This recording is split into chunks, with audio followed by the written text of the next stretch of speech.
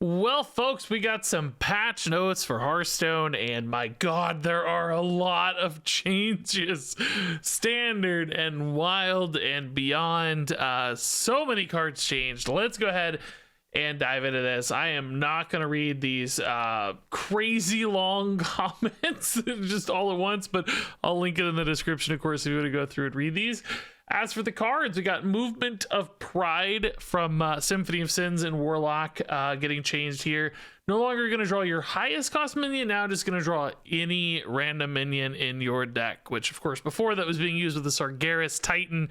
Could be crazy making that thing 3 mana, coming down too early.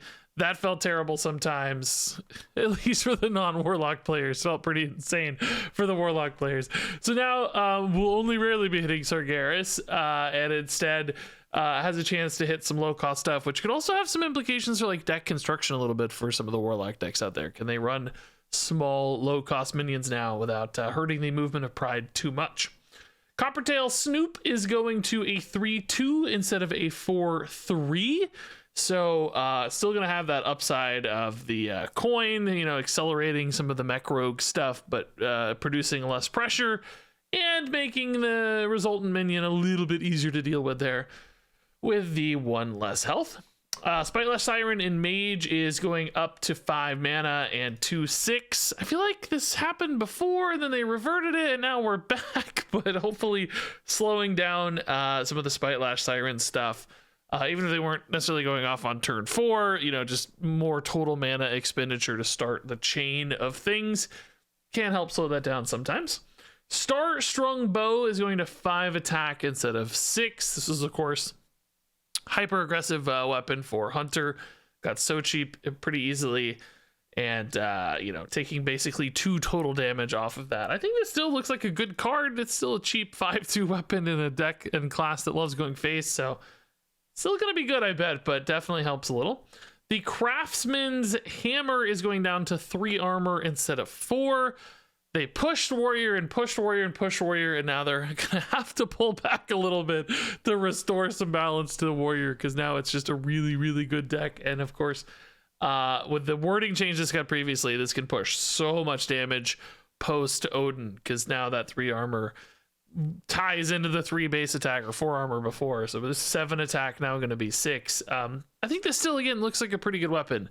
Still overall gaining 9 health when you're using this defensively, and still 6 damage attacks post Odin is really nice for this too.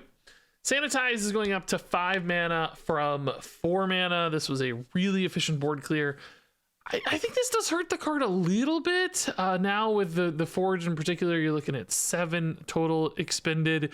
Not that you always need the Forge necessarily, but definitely doesn't hurt. I mean, there are some of those like turn 4 scenarios where you're just barely hanging on. You know, the opponent got off to a crazy aggressive start, got some mechs down or whatever, and you just kind of need this. You know, still a good card at 5, but I do feel like there are those turns in games where you needed this earlier, or you need to weave something in with it.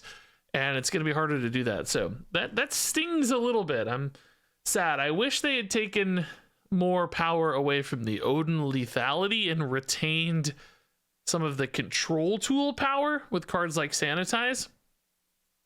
So, I don't know. A little sad to see that one nerfed. Druid, the Contaminated Lasher, is going up to a 3 mana 3/3 instead of a 2 mana 3/2. So you're going to have to spend a little bit more if you want to refresh those mana crystals, which obviously that's significant. You have to spend 3 to refresh 4. Not quite as much of a net gain there, which this can slow down some of the crazy Miracle-y Druid stuff and now the Tony Druid stuff that's abusing this mana refresh to cheat out all kinds of crazy plays. Gadgets and Auctioneer is going up to 7 mana for Wild, but also being removed from the core set, so not even going to be in Standard anymore. So both nerfed in Wild, which is relevant. This is powered against some crazy Druid Miracle-y type stuff. And gone from Standard. Pretty wild. The Chamber of Vicitus is going to be 3 mana and 2 durability, just swapping those numbers. So both slower and less total activations. This is pretty crazy fuel for discard decks in Wild. I think people were really clamoring for this change. Warlock has been owning the format, as I understand it. Same for Dark Bargain here. It's going to go up to 4 mana instead of 3. Again, taking some significant power away from Discard Warlock. I don't know if these changes are significant enough to lower the power level of that deck, but I suspect they go a long way. Wild players, please feel free to chime in. The Tiny Knight of Evil also getting hit. It's only going to gain 2-1 now instead of 2-2, so it makes it easier to deal with while still remaining, you know, a high damage threat. I think I like that, giving a little bit more reactivity potential so that doesn't snowball quite so hard. And Blast from the Past for Warrior, I had no idea this was a problem card, but going up to 4 mana from 3, it does do a lot. Admittedly, there's a lot going on in that single card, so 4 doesn't seem insane. And then the Ivory Rook also getting nerfed, going down to 4-3. Again, this doesn't seem necessary to me. Maybe, I don't even know where this gets played. Is there some kind of even warrior deck or something where this is really good? But now this is available to even warriors, so I don't know. Chat, fill me in on wild format stuff. Chat, you guys aren't chat. You're not on Twitch. You're on YouTube. Comments, fill me in on wild warrior stuff. I'm shocked that this card needed a change, but again, it does do a lot. Jade Telegram going up to 4. Of course, Jade Rogue, I have heard, is very, very good, so that absolutely makes some sense to me, slowing that down a lot. And Scarab Gong, the card off of the Scarab Lord, is now going to have 1 health, so basically you're only going to get to activate it once, as opposed to before you could hit it twice and get boards of Scarabs, which is just completely obscenely crazy as far as I'm concerned. So really sensible change. I'm shocked that it wasn't that way before anyway, so crazy that this came out as it did. Blade of Cthulhu's going up to 7 mana, so a little sad, pushed him too far. I think he used to be 9, down to 6, back to 7. It's been all over the place, but a 3 mana discount, you can imagine. Trial of the Jormungandr is going up to 6. I know hunters are using this to pull out Acid Maw and Dread Scale and clear boards and stuff. So increasing the cost of that, that's probably going to be important. Spirit of the Frog going up to 5 mana. That's an insane change. This is used to cycle through a billion cards and do crazy broken things. So really putting a big overhead on that, both delaying the kind of ability to get it going. And, you know, if you want to go off in a single turn later, it's going to have a huge overhead. Flurgle went up to 4 mana. Board clear tool here for Shaman, getting much more expensive. And Scargill going up to 5 mana. I didn't actually know Scargill was a big part of this whole line, but kind of crazy to see Scargill nerfed. That's a card I never expected would really get nerfed, although cost discounts, as we know, tend to break things. Shadow Essence going to 7 mana. Big Priest getting hit here. I didn't know Big Priest was still using cards like this too much. Maybe there's some cool thing I don't know about with this, but I know this card used to be a bane of my existence and many others. And Cabal Lackey getting hit too. Now Secret's going to cost 1, which means this isn't just totally free on turn 1 to play and get a Secret down, which always seemed completely insane to me to cheat 3 mana on a card that doesn't really sacrifice that much. It's still a nice little 2-1. So that definitely helps slow that down. Mech Warper is banned. Tony is banned. Apparently these are so problematic in wild format that they can't even exist. Kind of crazy. I know I rode Mech Warper to Legend and Wild in August like it was the easiest thing. I guess that's still last month. The easiest thing I've ever done in my life. It was absolutely obscene, so I get it. Okay, so nerfs out of the way. We've also got buffs. Down with the Ship is gonna lose the Frost rune. Same thing for Tomb Trader, losing its Frost rune. So again, more possibilities there. Frost Queen Syndragosa is losing her Blood rune, so Frost only. So just opening up possibilities here for these cards, more alignments. A lot of these runes have definitely felt really restrictive. Tears is now going to say minions from your class instead of paladin minions, which won't affect paladins typically, but will affect like a rogue who generates this randomly. Suddenly rogue cards will actually be rezzed in Tears. Tyrion is going up to an 8/8. Can you believe it? This card used to feel so good back in the day, and now he's an 8/8. Makes sense. I like it. His numbers are all 8s there, so that looks nice and tidy.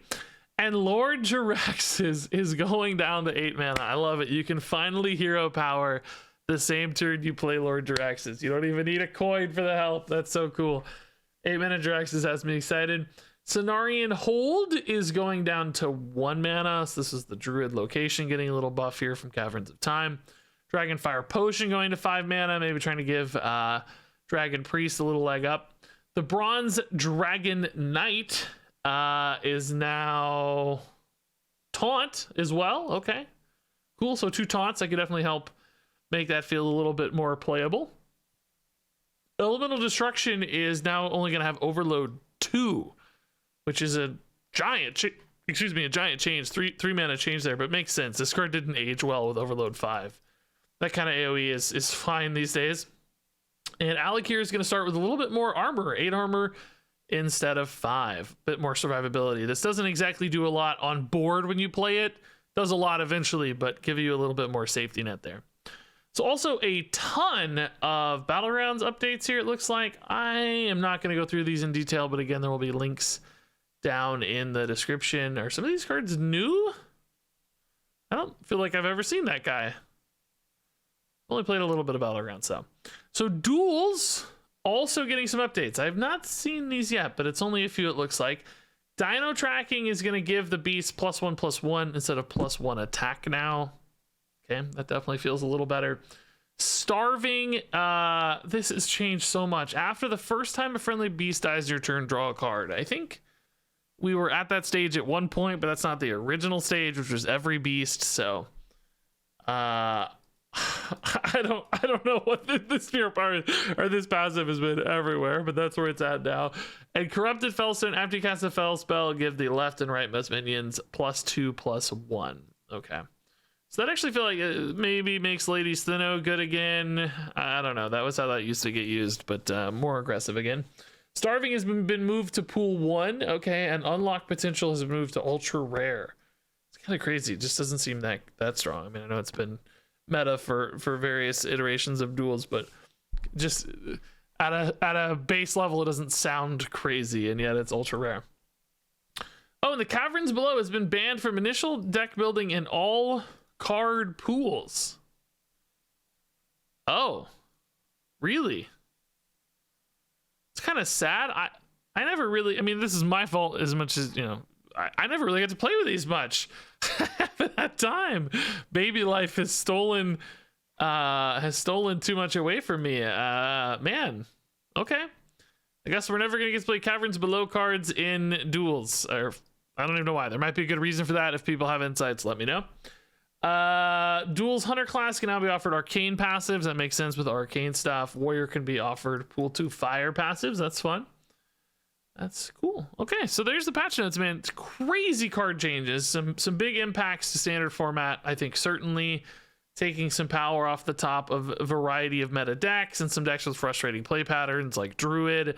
Wild format seems like it's got some big changes. I don't know how helpful that's going to be. It feels like with Wild, there's always something that comes in and kind of fills out that vacuum and something else becomes an issue, but hopefully that takes some of the edge off of Wild as well.